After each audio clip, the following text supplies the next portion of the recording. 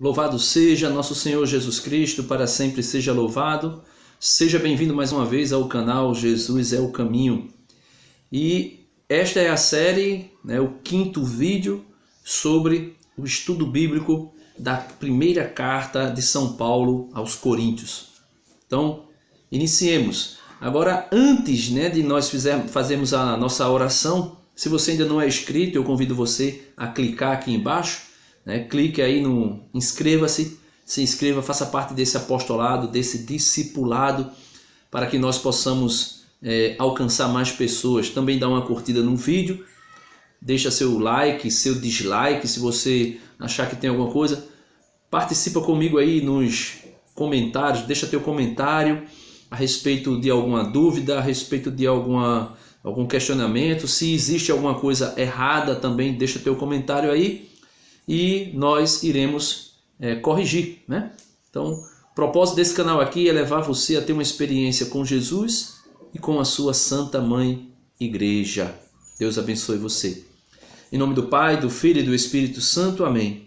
Vinde, Espírito Santo, enchei os corações dos vossos fiéis e acendei neles o fogo do vosso amor. Enviai, Senhor, o vosso Espírito e tudo será criado e renovareis a face da terra. Em nome do Pai, do Filho e do Espírito Santo. Amém. Nós vimos o vídeo anterior, onde o apóstolo Paulo vai falando sobre a sabedoria do mundo, que não agrada a Deus.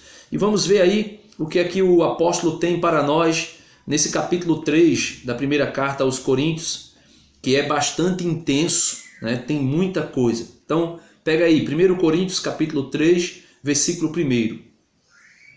Quanto a mim, irmãos, diz o apóstolo Paulo, não vos pude falar como a homens espirituais, mas somente como a homens carnais, como a crianças em Cristo. Então, Paulo está dizendo, a sabedoria do mundo é loucura para Deus, as filosofias, os conhecimentos humanos, tanto da lei como também da filosofia, o apóstolo Paulo diz no capítulo anterior que não foi aos coríntios com essa sabedoria, com essa pregação baseada em conceitos humanos, mas ele diz que foi aos coríntios falando da cruz de Cristo, que é a verdadeira sabedoria. E ele diz, mas eu, quanto a mim, quando eu fui até vocês, eu não pude falar como a homens espirituais, mas somente como a homens carnais, como a crianças em Cristo. Ou seja, os coríntios, por mais que tenha sido uma igreja preenchida com muitos dons, Paulo classifica os coríntios ainda como homens carnais, crianças no andamento da vida espiritual. Versículo 2: Dei-vos a beber leite, não alimento sólido, pois não podeis suportar, mas nem mesmo agora podeis, visto que ainda sois carnais. Com efeito, se há entre vós inveja e rixas, não sois carnais e não vos comportais de maneira meramente humanas? Quando alguém declara, eu sou de Paulo, e outro diz, eu sou de Apolo, não procedeis de maneira meramente humana?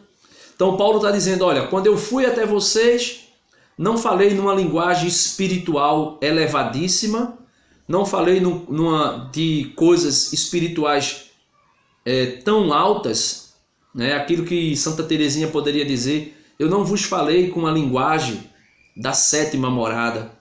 Eu falei para vocês numa linguagem da primeira morada. Talvez Paulo tenha usado uma linguagem da segunda morada, daquilo que Santa Teresinha fala, Quando eu fui até vocês, e agora que eu estou escrevendo essa carta, Paulo diz, ainda vocês são homens carnais.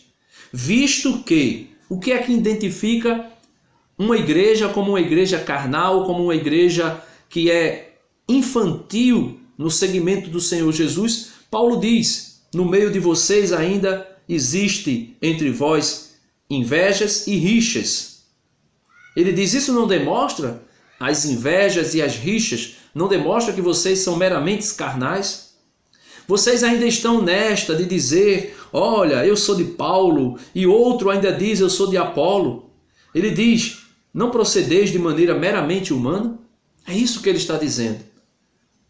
Quando nós tomamos partidos, quando a igreja diz, eu sou sede vacantista, porque eu não considero do Concílio Vaticano para cá, eu não considero ninguém como Papa.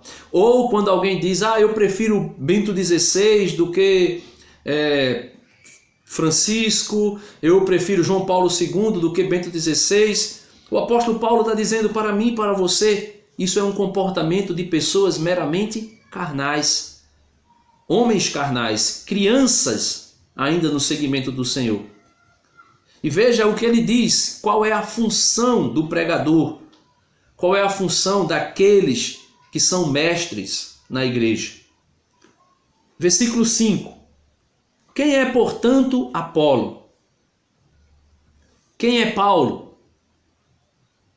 Duas perguntas.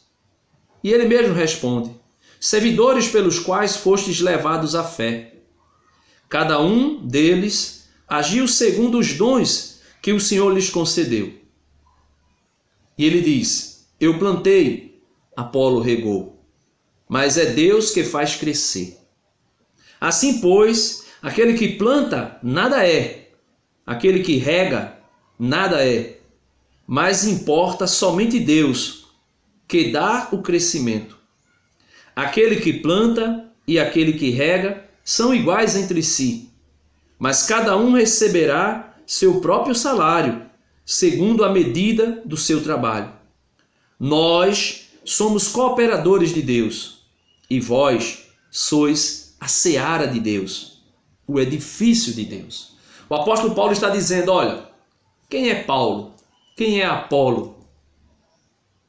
São meramente servidores na seara de Cristo.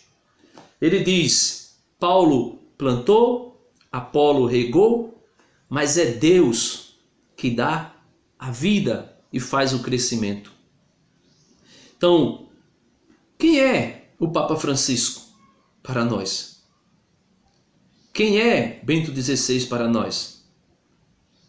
Quem são os tradicionalistas? Quem são os carismáticos?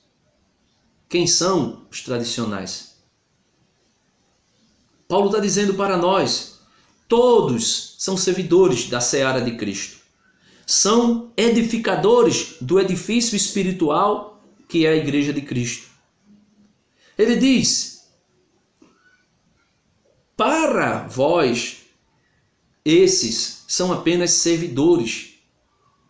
E vós, nós, eu e você, somos a seara de Cristo. Somos meramente a seara. Aquilo que Isaías disse, somos a vinha do Senhor, que se esperou dela frutos bons, doce, mas só deu frutos amargos. Aquilo que está lá em Isaías capítulo 5. O Senhor pegou, um local, um monte, uma colina, tirou as pedras, tirou os abrolhos, tirou os espinhos, tirou as ervas daninhas e plantou a seara. Fez uma cerca ao redor, colocou uma torre, colocou o lagar para pisar as frutas, as uvas. E Deus disse, agora vamos esperar os frutos. E somente deu frutos azedos, frutos ruins. E o Senhor fez o quê? Destruiu a torre, destruiu o lagar, tirou a cerca para que os animais selvagens a vitimassem. Então Paulo está dizendo aqui, nós somos a seara de Cristo. Nós somos a seara de Deus. Paulo plantou, Apolo regou, mas é Cristo que dá a vida. É Cristo que gera a vida. Então nós precisamos compreender isso. A verdadeira função do pregador não é ser adorado, não é ser glorificado. A verdadeira função do pregador é trabalhar na seara de Cristo. E ele diz, cada um receberá o seu próprio salário. É Cristo que dará o salário. E agora o apóstolo entra aqui em algo interessante que a igreja tomou para si, quando eu digo tomou para si, para fundamentar e sustentar, né, dar base à doutrina do purgatório. 1 Coríntios 3, versículo 10. Segundo a graça que Deus me deu, como bom arquiteto, lancei o fundamento. Outro constrói por cima, mas cada um veja como constrói. Então Paulo diz, eu lancei o fundamento, veio outro e construiu em cima. E ele diz, mas cada um veja como constrói. Quanto ao fundamento, ninguém pode pôr outro diferente do que foi posto, Jesus Cristo. Então Jesus é o fundamento do edifício. Se alguém sobre esse fundamento constrói com ouro, prata, pedras preciosas, madeira, feno ou palha, a obra de cada um será posta em evidência. O dia a tornará conhecida, pois ele se manifestará pelo fogo, e o fogo provará o que vale a obra de cada um. Se a obra construída sobre um fundamento subsistir, o operário receberá uma recompensa. Versículo 15, é aqui que está o purgatório. Aquele, porém, cuja obra for queimada, perderá a recompensa. Ele mesmo, entretanto, será salvo, mas como que através do fogo. Ele mesmo será salvo, mas como que através do fogo. Não sabeis? Vou dar uma pausa aqui, porque eu queria tomar, parar aqui no versículo 15. Eu queria tomar o catecismo, no parágrafo 10:30, que fala sobre o purgatório ou purificação final. A igreja diz assim na sua doutrina: os que morrem na graça e na amizade de Deus, mas não estão completamente purificados, embora tenham garantido a sua salvação eterna, passam após sua morte por uma purificação, a fim de obter a santidade necessária para entrar na alegria do céu. A igreja denomina purgatório esta purificação final dos eleitos, que é completamente distinta do castigo dos condenados. A igreja formulou a doutrina da fé relativa ao purgatório, sobretudo no Concílio de Florença. Então, no Concílio de Florença, a igreja estabelece, formula a doutrina do purgatório, não somente no Concílio de Florença, mas também no Concílio de Trento. Concílio de Trento, principalmente, que é chamado Concílio da Contra-Reforma. Foi neste concílio que a igreja condenou a reforma protestante. Condenou e ratificou a doutrina do purgatório. Porque foi contra a doutrina do purgatório um dos pontos que mais Lutero combateu, que mais Lutero lutou contra. Porque Lutero não entendeu. Lutero não conseguia entender, não conseguia compreender a necessidade da santidade para se entrar no céu. Uma santidade plena, ou adquirida por meio da graça, lógico, sempre a santidade é adquirida e é conquistada e é conseguida e é realizada mediante a graça santificante que é posta em nós no batismo. E quando nós pecamos depois do batismo, a igreja, por meio da ação de Cristo Jesus no sacramento da confissão, reintegra, restitui esta graça santificante em nós. Mas Lutero, por não aceitar, por não entender, por não compreender que o homem pode ser santo, não por suas próprias forças, mas se abrindo à graça santificante e lutando contra o pecado, Lutero rejeita de maneira direta a doutrina do purgatório. E rejeitando a doutrina do purgatório, rejeita a santidade. E aqui é onde entra tudo aquilo que nós podemos ver dentro do protestantismo. Uma salvação pela fé, somente pela fé, o desprezo total da obra de caridade, não é a obra da prática da lei, não é a observância da lei feita os fariseus, mas é as práticas de caridade corporais e espirituais, obras de misericórdias corporais e espirituais, a prática da caridade. Então, se rejeita isso completamente, e rejeitando isso, se rejeita a doutrina do purgatório, porque Lutero diz que ninguém pode ser santo. E a igreja diz que o tratado, a doutrina do purgatório, ela foi formulada pela igreja e relativa ao purgatório, essa doutrina, ela foi formulada sobretudo no Concílio de Florença e no Concílio de Trento, fazendo referência a certos textos da Escritura. A tradição da igreja fala de um fogo purificador. E aqui o catecismo fala do texto da primeira carta aos Coríntios, capítulo 3, versículo 15, que nós acabamos de ler, e também 1 Pedro, capítulo 1, versículo 7. Nós podemos até dar uma olhadinha nesse texto. 1 Pedro, primeira carta de São Pedro, capítulo 1, versículo 6 ao 9, que diz assim: Nisso deveis alegrar-vos, ainda que agora por um tempo sejais contristado por diversas provações, a fim de que a autenticidade comprovada da vossa fé, mais preciosa do que o ouro que perece, cuja genuidade é provada pelo fogo, alcance louvor, glória e honra por ocasião da revelação de Jesus Cristo.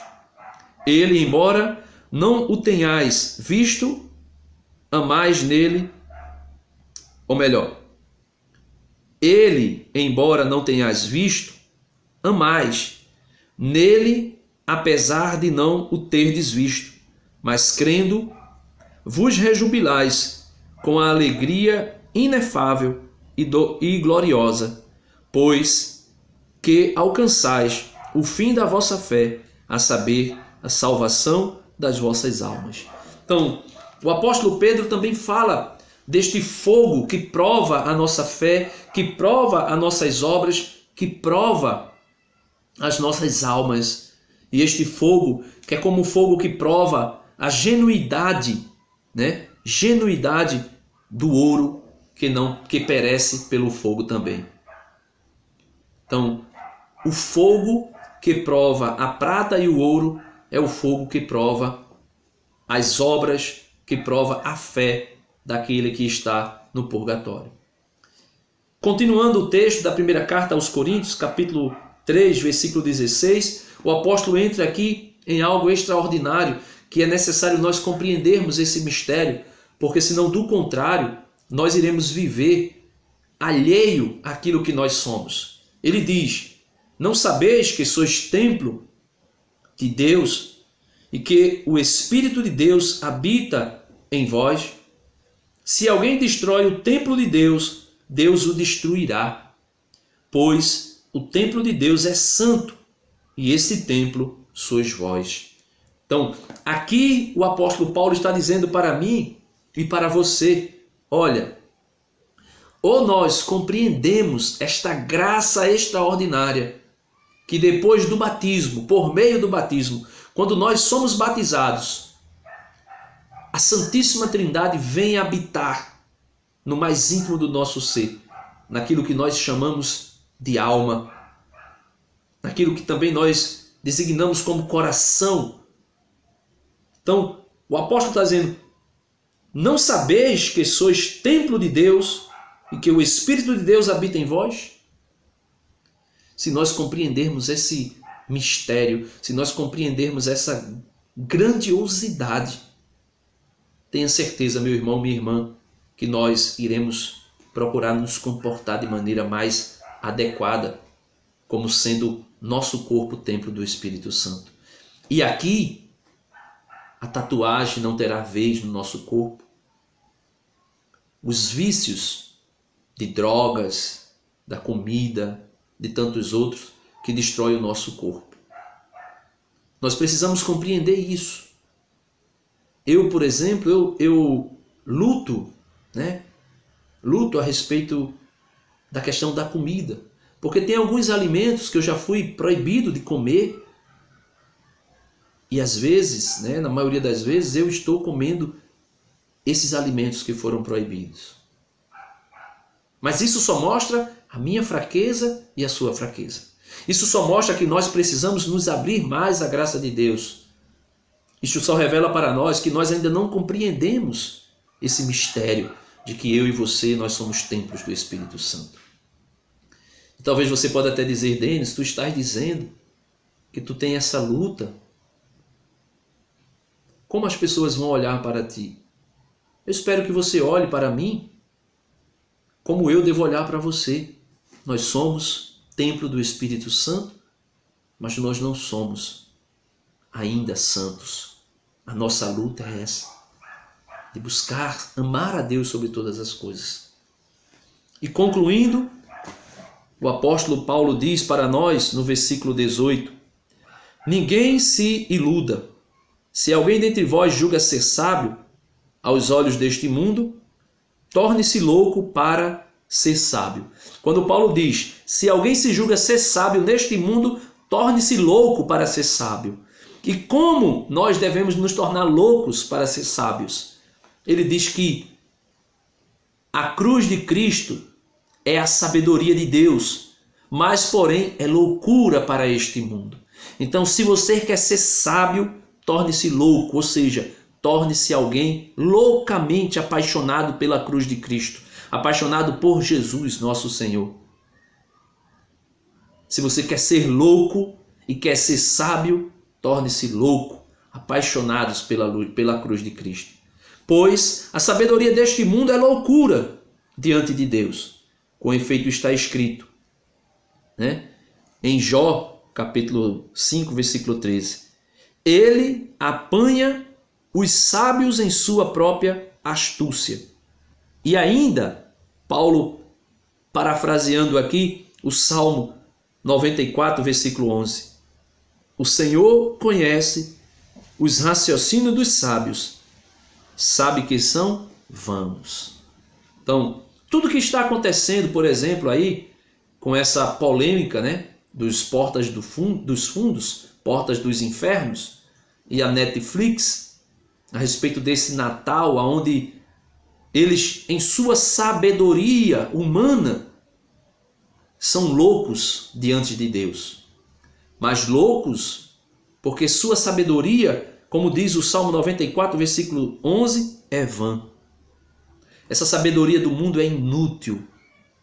Eles podem se achar, eles podem até pensar que são os mais sábios, os mais intelectuais e poderosos na sua sabedoria, mas são inúteis naquilo que fazem.